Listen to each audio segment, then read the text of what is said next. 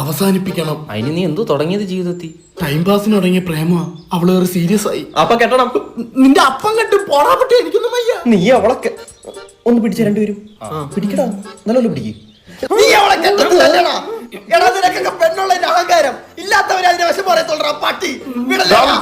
Serious ആയിട്ടിരിക്കുക. എടാ ഞാനിത് ടൈം പാസിനല്ലേടാ തുടങ്ങിയത്. നീയൊക്കെ ടൈം പാസിന് പ്രേമിക്കുന്ന, ഞാനൊക്കെ ടൈം പാസിന് ചായ കുടിക്കാറാണ് പതിവ്. നീ എന്തോ ചെയ്യുന്നത്? ഞാൻ സിനിമയ്ക്ക് പോവും. നീയാ? അതൊന്നും പറയാൻ കൊള്ളത്തില്ല.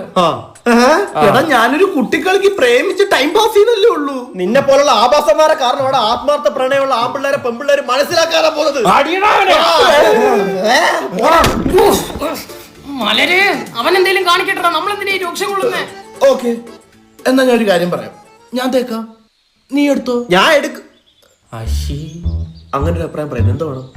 അല്ല, അവൻ പ്രേമിച്ച പെണ്ണെ നീ പ്രേമിക്കാൻ പോകും. അവൻ പ്രേമിച്ചില്ലേ, എനിക്ക് അവനെ അറിയാലോ, കുഴപ്പമില്ല. ഫ്രണ്ട്സ് ആണ്.